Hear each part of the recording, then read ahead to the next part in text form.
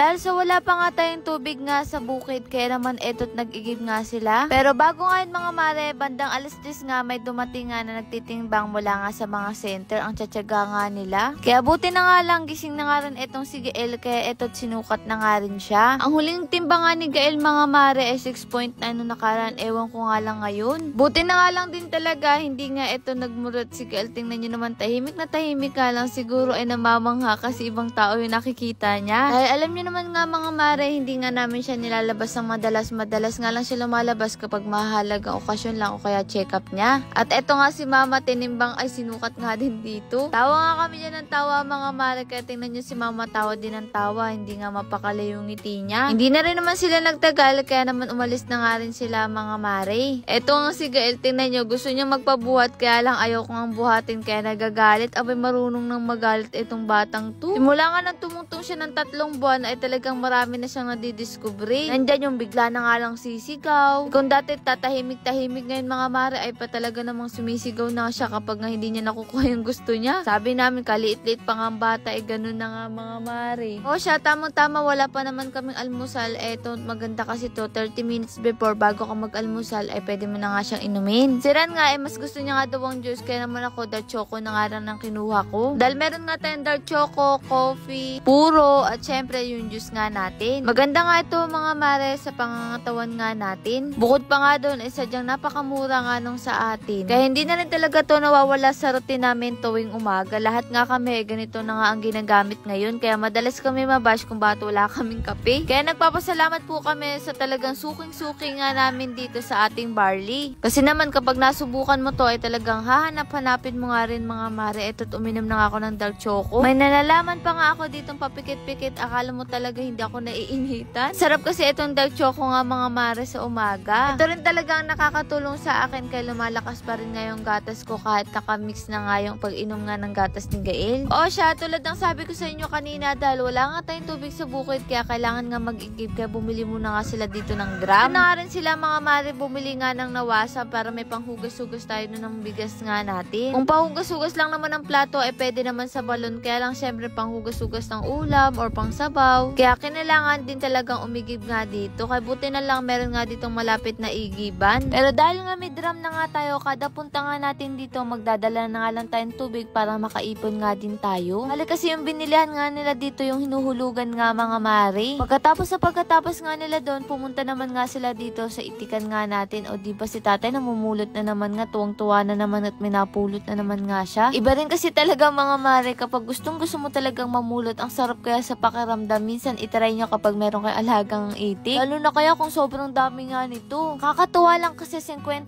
peraso na ngayon napupulot nga natin dito. Talagang pataas nga siya ng pataas. Sana nga mangitlog nga lahat para nga sa ganun ay 2 tray na nga kada araw. Di ba mas maraming blessing. Kaya naman kung naghanap nga kayo mga mare ng itlog ng itik ay pwedeng nga kayo sa amin bumili. Ayaw nyo pa ba nun? Fresh na fresh ang ating itlog. O siya, itong si tatay hindi pa rin talaga tapos dito kapupulot nga mga mare ng itlog kasi ang dami talaga. Pagkatapos ay kumuha na nga rin sila ng upo. Eto kasing si Ran nag-request nga siya na kumuha ng kaunting upo sa nga talong kasi nga magluluto nga siya ng dilingding. Alam nyo naman napakahilig nila sa ganun. Bukod pa kasi dun mga mare may binigay nga si tita na malilit nga na hipon, mas masarap nga yun. Hindi na nga rin dinamihan kasi kapag madami nabubulok nga lang nasasayang nga mga mare. Kada kaluto na nga lang kukuha na nga lang dito kasi araw-araw naman silang nandito. Pagkatapos nga nun inasikaso na nga rin nila ang pagbubuhat ng drum, nilagay na nga sa CR tapos yung isa sa kusina naman nga. Halos hindi na nga rin dito mga mare umuulan, sa inyo ba? Kaya kailangan na nga rin nilang magdilig at eto nagtabo-tabo na nga si Kuya Noli. Nalalapit na talaga ang summer kaya tiyak na matutuyo na nga itong mga tubig. Baka kapag nagtatanim nga tayo dito aasa na nga lang tayo sa pag-iigib araw-araw. Pero sana naman nga mga mare hindi nga mangyari yun kasi ang hirap din mag-iigib-igib nga. O siya, eto naman ang kaganapan nga dito. Andito nga pala si Agatha na lagi namin kasama noon. Palagi nyo rin kasi silang tinatanong kung nasa na nga silang magkakapatid. Hindi na nga nakakasama ang mga mare kasi syempre nag-aaral nga sila. Dahil alam naman natin ang edukasyon ang pinaka-importante at mapamamana nga sa atin ng mga magulang nga natin. Sabi ko nga sa kanila kung gusto nila maglugaw, ayun umuo naman. Kaya ayun mga mare naglugaw nga kaming 3. Banding na nga rin namin tutuwang-tuwang itong si Agatha. Tinatanong ko kasi dyan kung gusto nga magbago ay gusto niya nga daw. Sabi ko simulan na nga namin maglakad nga mga mare. O siya, pagkatapos nga namin maglugaw ay pumunta naman nga kami sa bilihan nga ng gulay. Bali Bali kasi wala naman tayo mga maring pechay, kaya naman kumuha na nga kami dito kasi yung pechay nga natin ay talaga namang inuod. Si Agatha gusto nga daw mga mare yung perero, kaya naman ayan nga perero tuloy. O yung ganito pala mga maring chocolate, kaya pinakuha ko na nga rin siya. At sa wakas nga pauwi na nga kami, kaya lang nakita nga kami nila kaya umangkas na nga rin kami. Dahil nung pauwi nga sila, nadaanan kami naglalakad, kaya sumabay na rin kami mga mare. Eto naman si Chuchu, tingnan nyo naman na saan na naman kaya to galing. Eto talagang si Chuchu natin ay talagang likas na sa kanya ang pagiging makulit.